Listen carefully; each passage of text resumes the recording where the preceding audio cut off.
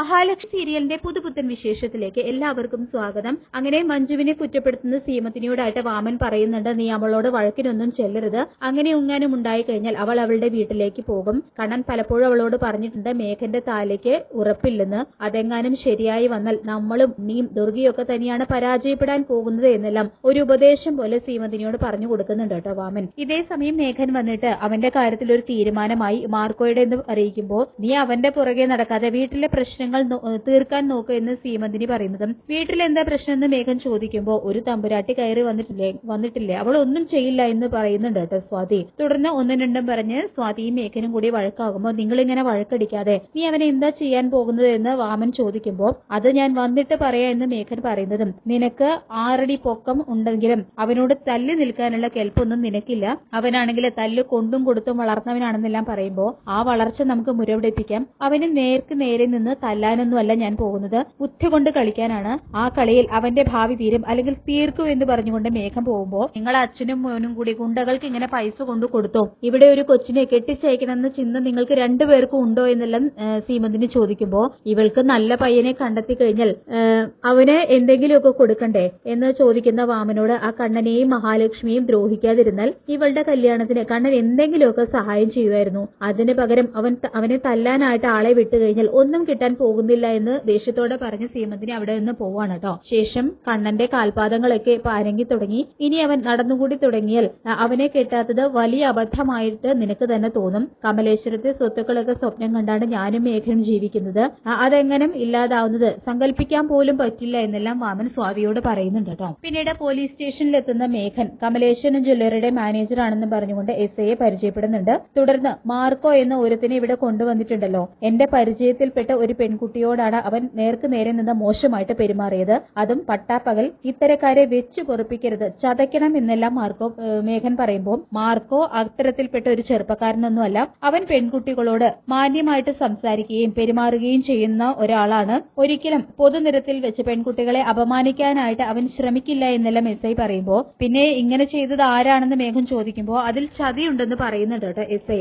ഏതെങ്കിലും പെൺകുട്ടി ഇങ്ങനെ ഒരു കംപ്ലൈന്റ് തരാൻ ധൈര്യം കാണിക്കൂ എന്ന് മേഘൻ ചോദിക്കുമ്പോൾ, തനിക്ക് എന്താ ഈ കേസിൽ ഇത്രയും ഇൻട്രസ്റ്റ് എന്ന് ചോദിക്കുന്നുണ്ട് കേട്ടോ എസ്ഐ. എന്റെ പരിചയത്തിൽപ്പെട്ട ഒരു പെൺകുട്ടിയാണ് റിമ, എന്റെ അടുത്ത സുഹൃത്തിന്റെ മകള് കൂടിയാണ് എന്നെല്ലാം ചോദിക്കുമ്പോൾ, ആ കുട്ടിയുടെ ബാക്ക്ഗ്രൗണ്ട് ഒക്കെ നല്ലതാണോ എന്ന് എസ്ഐ ചോദിക്കുമ്പോൾ, വളരെ മാന്യമായിട്ടുള്ള ജീവിക്കുന്ന കുടുംബക്കാരാണ് അവരെന്നും ഈ സംഭവിച്ചതൊക്കെ പുറത്തെറിഞ്ഞു കഴിഞ്ഞാൽ നാണക്കേട് എന്ന് കരുതുന്നവരാണ് ആ കുടുംബം.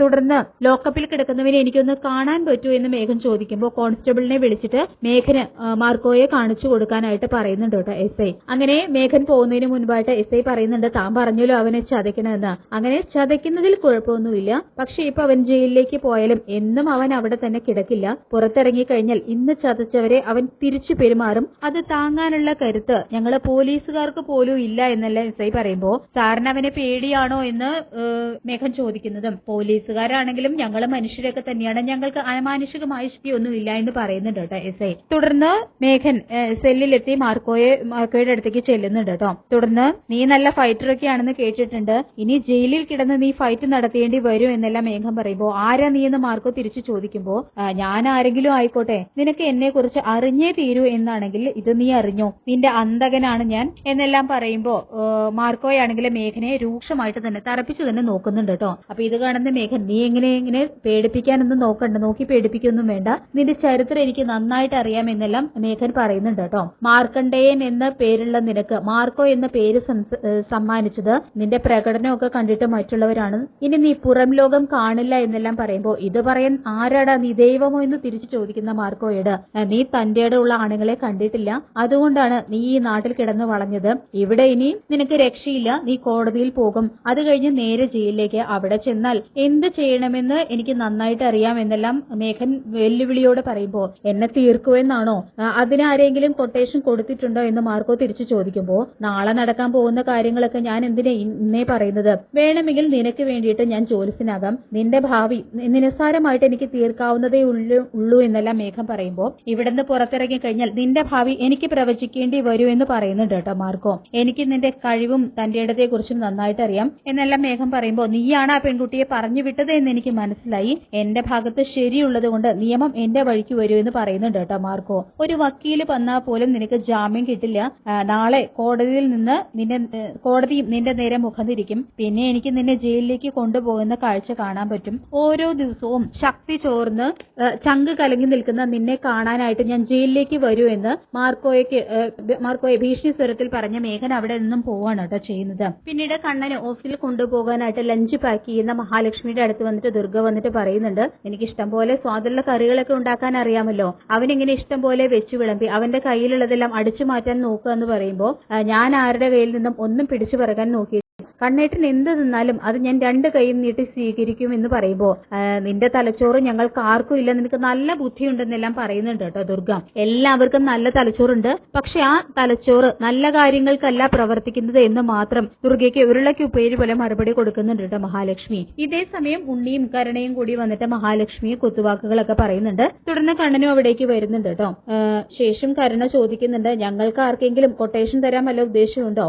അങ്ങനെയുണ്ടെങ്കിൽ വീട്ടിൽ നിന്നും വെളിയിലേക്ക് ഇറങ്ങാതെ വീട്ടിൽ തന്നെ ഇരിക്കാനാണെന്നെല്ലാം കരുണ ഇങ്ങനെ പരിഹാസത്തോടു കൂടി പറയുമ്പോൾ ഞാൻ ആർക്കും കൊട്ടേഷൻ ഒന്നും കൊടുക്കാറില്ല. പിന്നെ എനിക്കും ഇയാൾക്കും വെച്ച കെണിയിൽ മറ്റുള്ളവർ കുടുങ്ങിയിട്ടുണ്ടെങ്കിൽ അത് അവരുടെ കയ്യിലിരിപ്പിന്റെ ഫലമാണെന്ന് കണ്ണനും മറക്കാനും പൊറുക്കാനും പറ്റാത്ത എന്തെല്ലാം തെറ്റുകൾ നിങ്ങൾ ഞങ്ങളോട് ചെയ്തു കഴിഞ്ഞു. എന്നിട്ടും നിങ്ങൾക്ക് ആർക്കും എന്തെങ്കിലും ഒരു ആപത്ത് വരണമെന്ന് ഞാനോ കണ്ണേട്ടനോ ഇതുവരെ ചിന്തിച്ചിട്ടില്ല. ഈ വീട്ടിൽ നിന്നും പോകാനും കണ്ണേട്ടൻ ആരോടും പറഞ്ഞിട്ടില്ല. ആ മനസ്സ് അറിയാതെ പോകുന്നതാണ് നിങ്ങളുടെയൊക്കെ പരാജയം എന്നെല്ലാം മഹാലക്ഷ്മി പറയുമ്പോൾ കണ്ട ഉണ്ണിയേട്ട ഇവളുടെ സ്റ്റൈലൊക്കെ മാറി തുടങ്ങി, സംസാരത്തിനൊക്കെ ഒരു സ്റ്റാൻഡേർഡ് വന്നിട്ടുണ്ട് എന്നെല്ലാം കരുണ പറയുമ്പോൾ വരണമല്ലോ, ബികോം വരെ പഠിച്ച മഹാലക്ഷ്മി ഇന്ന് കമലേശ്വരം ഫിനാൻസിയേഴ്സിലെ കണ്ണന്റെ ഭാര്യയാണ്. എന്റെ സ്വത്തിന്റെയും ബിസിനസിന്റെയും നേർപാതി ഇയാൾക്കുള്ളതാണ്.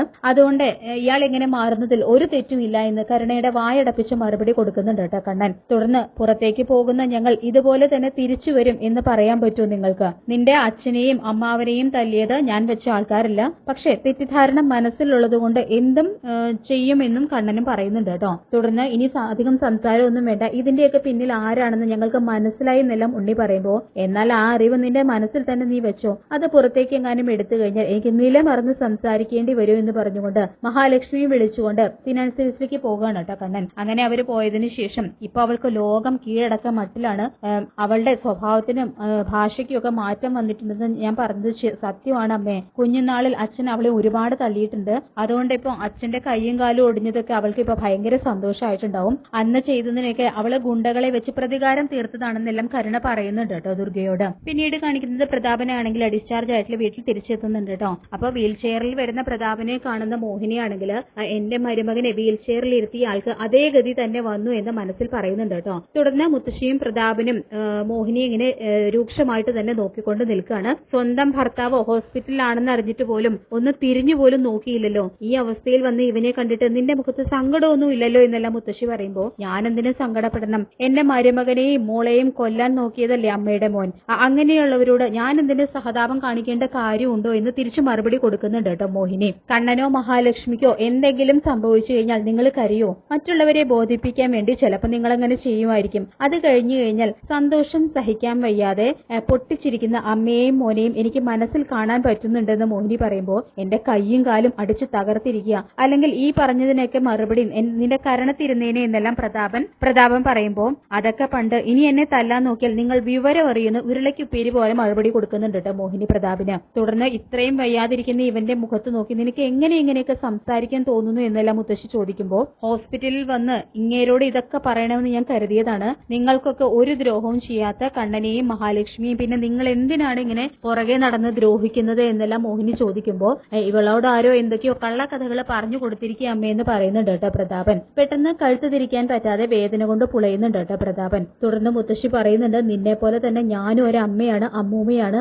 അതുകൊണ്ട് പറയാ ഇവൻ 1-2 ദിവസം കൊണ്ട് വീൽ ചെയറിൽ നിന്നും എഴുന്നേക്കും. എന്നാൽ തോമസ് ഡോക്ടറുടെ വീട്ടിൽ പോയി ചികിത്സിച്ചാലും നിന്റെ മരുമകൻ ഈ ജന്മത്തിൽ നിന്നല്ല അടുത്ത ജന്മത്തിൽ പോലും വീൽ ചെയറിൽ നിന്നും എഴുന്നേൽക്കാൻ പോകുന്നില്ല.